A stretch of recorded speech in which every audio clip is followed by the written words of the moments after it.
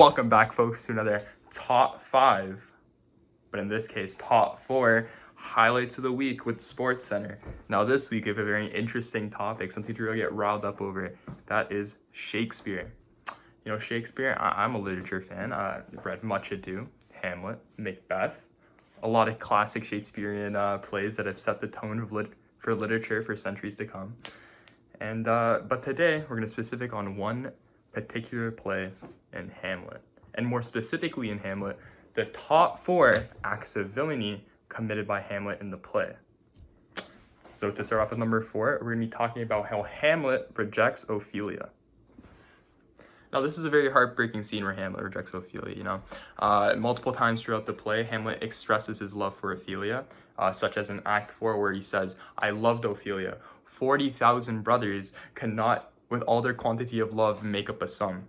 However, we do not know how much of that is true to what it actually thinks, or if he uses those words to manipulate those around him. However, in this specific scenario, he rejects Ophelia by saying, "Get thee to a nunnery." He says this to her even though he knows that she can't go, as he took her virginity. Maybe he did love Ophelia once, but after finding out about his mother's incestuous relationship, he has a very different view on love, and it makes him reconsider the relationship he has with Ophelia. Now, that is scene number 4. However, we're going on to number 3 on the list, and that is when Hamlet kills Polonius. This scene is very significant in the Hamlet play because it is seen as the climax of the play, and it's the first time Hamlet kills somebody. In this part of the play, Polonius is hiding behind a tapestry in order to spy on Gertrude and Hamlet's conversation. In doing this, however, as Hamlet and Gertrude's conversation progresses, Gertrude yells out for help. This is due to Hamlet telling Gertrude that she is not allowed to leave the room unless she holds up a mirror to her soul. Now in doing this, he wrestles behind the tapestry, and Hamlet strikes his sword directly through the tapestry. This kills Polonius.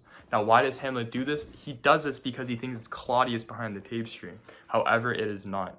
So after killing Polonius, he continues his conversation with Gertrude before hiding the body.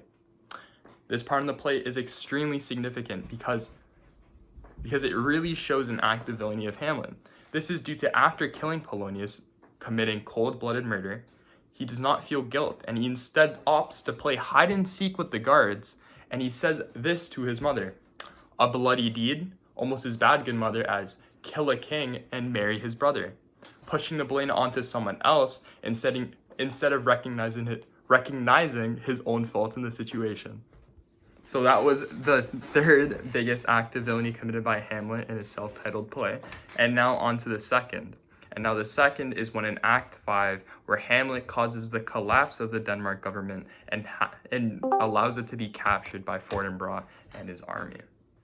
In the 5th act, Hamlet not only ruins his own life, but ends the life of his friends, family, and innocent people.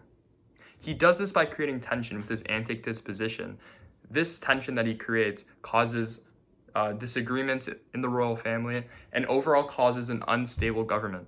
This all climaxes in the final act, where in the duel with Hamlet and Laertes, they both die, the king is killed, as well as many others. This allows Fortinbras to come in and capture the country without oppression. That is the number 2 biggest act of villainy in Hamlet. Now going on to the biggest act of villainy in Hamlet. Drumroll, please. The biggest act of villainy in Hamlet is when Hamlet murders Rosencrantz and Guildenstern. This is very significant, as this is the first time Hamlet murders somebody that he does not believe to be Claudius. In I Shall Wear Midnight, Terry Pratchett states that evil starts when you start to see people as things. And this is the first time Hamlet murders somebody directly to get steps closer in his goal to killing Claudius.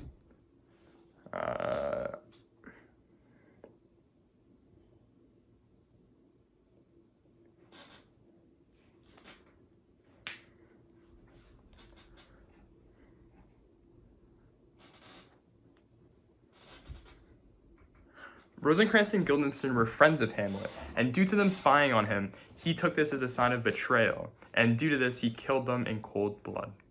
This murder is the biggest mark that Hamlet left in the Hamlet universe of his villainy, and it marks him what he truly is, a villain in the Hamlet universe. That was the Sports Center top 5, but in this case 4. Thank you for watching. If you enjoyed, come back next week for some more highlights and another Shakespearean classic. This time, the events that led up to Macbeth's downfall. Thank you for watching, and we'll pass to Shannon Sharp and Skip Bayless.